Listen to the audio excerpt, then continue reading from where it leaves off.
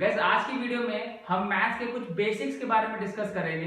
That is कुछ ऐसे points, कुछ ऐसी बातें जो मैथ्स में सिंप्लीफिकेशन के टाइम पे स्टूडेंट्स बहुत ही प्रॉब्लम फेस करते हैं। और ये किसी पर्टिकुलर क्लास से रिलेटेड नहीं है, ये आपको किसी भी क्लास में, किसी भी क्वेश्चन में, किसी भी टॉपिक में आपके लिए प्रॉब्लम क्रिएट कर सकती है।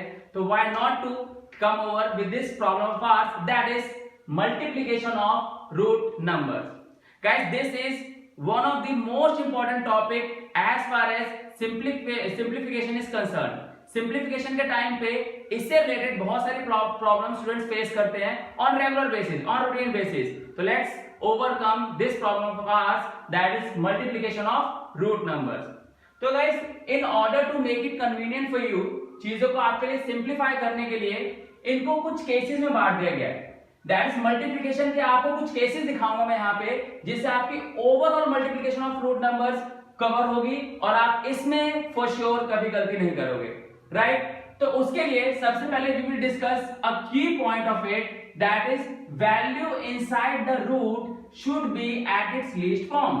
सबसे इंपॉर्टेंट बात, जब हम रूट को सॉल्व करते हैं, जब भी हम रूट को फेस करते हैं, तो सबसे इंपॉर्टेंट चीज हमें ध्यान में रखनी है कि रूट के अंदर अगर कोई वैल्यू है तो वो अपनी लीस्ट फॉर्म में होनी चाहिए। रूट के अंदर लीस्ट फॉर्म में होने का मतलब ये है कि अगर कोई नंबर स्क्वायर रूट में है तो उसका रूट के अंदर किसी भी तरीके से पेयर नहीं बनना चाहिए। अगर वो रूट के अंदर पेयर बन रहा है तो number is not at its least form. That is, अगर मैं बात करूं रूट 4, तो क्या ये अपनी लीस्ट फॉर्म में है? The answer is no, absolutely. तो कब होगा लीस्ट फॉर्म में? अगर मैं इसको 2 into 2 लिख दूं। तो यहाँ पे एक याद रखने और समझने वाली बात ये भी है कि रूट के अंदर, स्क्वायर रूट के अंदर, as it defines itself by its name, square root, root के अंदर अगर किसी भी नंबर का स्क्वायर होता है तो वो नंबर रूट से बाहर आ जाता है, राइट? तो अगर ये रूट के अंदर 2 का स्क्वायर है तो your final answer would B 2, right? तो ये है आपका सबसे पहला बेसिक। अगर हम रूट को सॉल्व कर रहे हैं तो the first thing that we need is root number should be at its least form. तो लीस्ट फॉर्म, अगर मैं बात करूं रूट 6, तो क्या ये अपनी लीस्ट फॉर्म में है? The answer is yes. क्यों?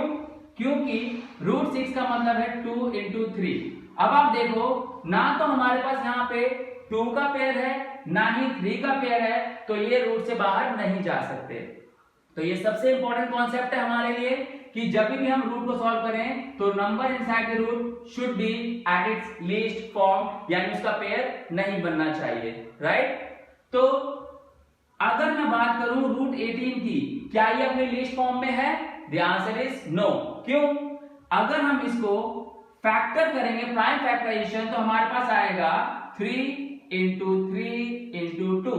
Now see, 3 into 3 is 9 into 2 is 18, but we are having pair of 3। अगर हमारे पास 3 का पेयर बन रहा है तो वो 3 बाहर आ जाएगा और होगा root 2। Now this is at its least form। तो सबसे पहला इंपॉर्टेंट कॉन्सेप्ट, जब भी आप रूट की मल्टीप्लिकेशन, एडिशन, सब्ट्रैक्शन या कुछ भी करोगे रूट से रिलेटेड, तो सबसे बेसिक कॉन्सेप्ट आपके पास ये होना चाहिए कि root value inside the root should be at its least form, अपनी लीस्ट फॉर्म में होना ही चाहिए। अगर वो अपनी लीस्ट फॉर्म में नहीं है तो आपको वो कैलकुलेशन और प्रॉब्लम क्रिएट करेगी, राइट? तो now let us move on to the cases of this topic. Guys, जैसा कि मैंने आपको वीडियो के स्टार्टिंग में ही बताया, इस टॉपिक को आपके लिए कन्वीनियंट और इजी बनाने के लिए मैंने इसको 5 पार्ट्स में बांटा है।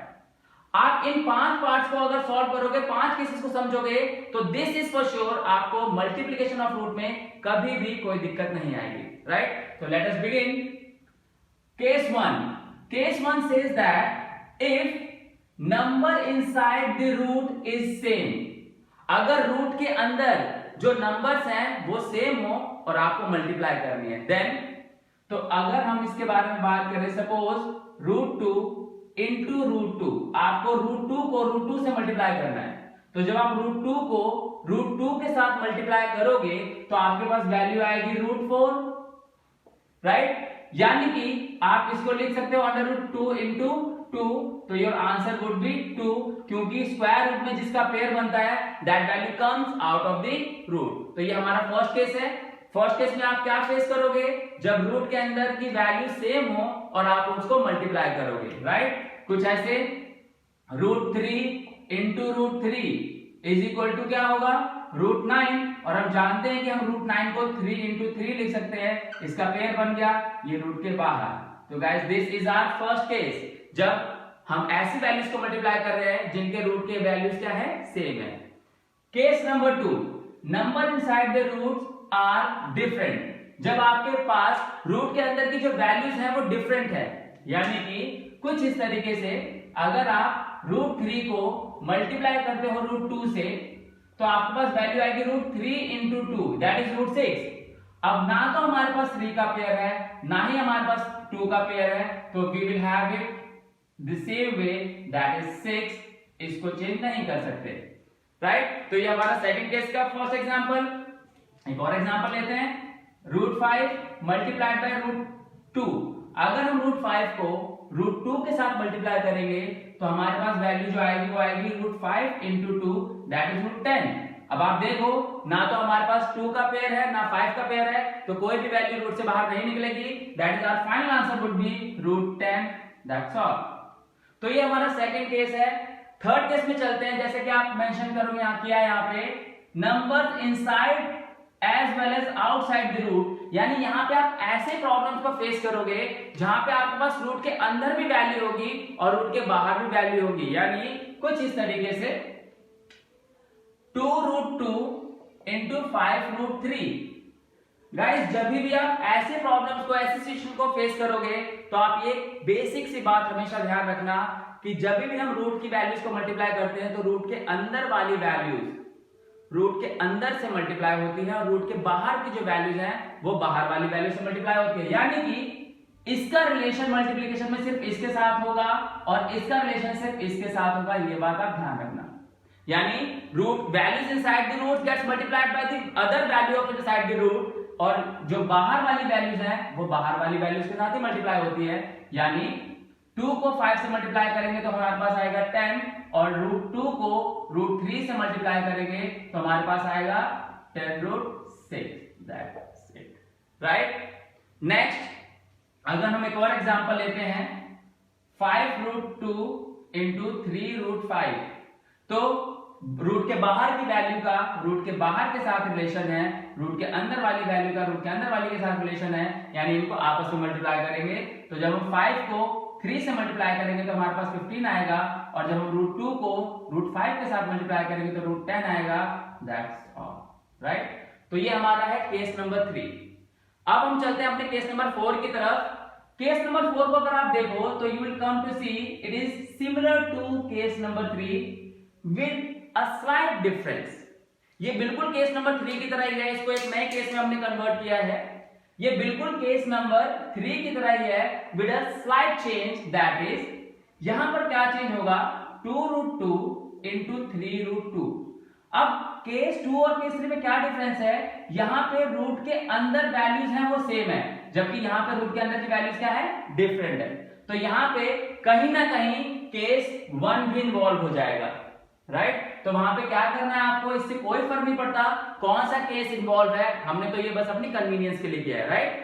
तो केस 2 को, ये 2 को हम जब 3 से मल्टीप्लाई करेंगे तो 2 इंटू 3 6 होगा, और जब हम √2 को √2 से मल्टीप्लाई करेंगे तो जैसे कि हमने केस 1 में देखा था, √2 को √2 से मल्टीप्लाई करेंगे तो आउटपुट वुड बी 2, तो मल्टीप्लाइड बाय 2, तो हमारा आंसर होगा 12, राइट। सिमिलरली 3√5 इंटू 2√5, अब आप देखो रूट के बाहर वाली वैल्यू रूट के बाहर वाली वैल्यू से मल्टीप्लाई होगी, दैट इज 6, और √5 को जब हम √5 से मल्टीप्लाई करेंगे तो हमारा ये 5 and we will have 30 as our answer.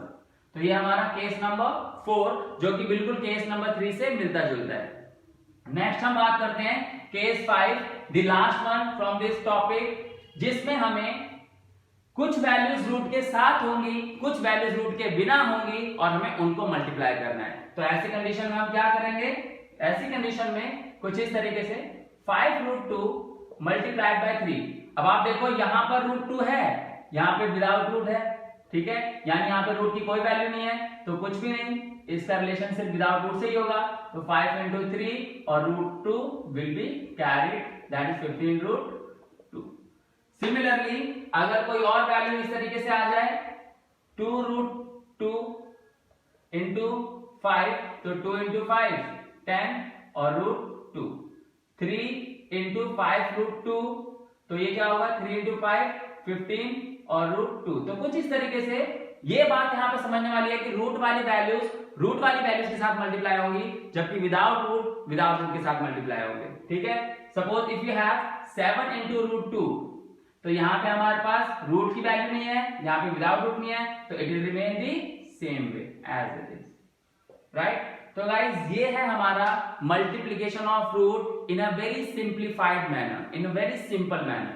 I hope ये कॉन्सेप्ट आपको पूरी तरीके से क्लियर होगा, और आगे जब भी आप क्वेश्चन करोगे और रूट को फेस करोगे तो that is not going to afraid you, आप you are not scared of it, क्योंकि नॉर्मली यही होता है कि जब भी हम रूट को देखते हैं, रूट हमारे सामने आते हैं, तो हम देख के डर जाते हैं, ये क्वेश्चन हमसे नहीं हो पाएगा। तो you need not to be afraid of it. कोई भी डाउट है इस वीडियो को देखो, और आपको मल्टीप्लिकेशन ऑफ रूट, जैसे कि आप देख रहे हो यहाँ पे मल्टीप्लिकेशन ऑफ रूट, ये सारे के सारे कॉन्सेप्ट, इससे अलावा मल्टीप्लिकेशन ऑफ रूट में कोई भी अदर कॉन्सेप्ट नहीं है, which is in a very simple manner 5 parts में डिवाइड किया है। इन 5 पार्ट्स को आप अगर प्रैक्टिस करोगे और आप देखोगे तो आपको पता चलेगा सारी मल्टीप्लिकेशन इसी तरीके से होती है, राइट। तो आई होप आपको ये टॉपिक क्लियर होगा, and in future while solving any questions, किसी भी सिंप्लीफिकेशन में आप मल्टीप्लिकेशन ऑफ रूट में कोई प्रॉब्लम फेस नहीं करोगे, राइट। तो see you guys with my new video, till then take care of yourself, this is Pankaj Rai signing out, bye bye.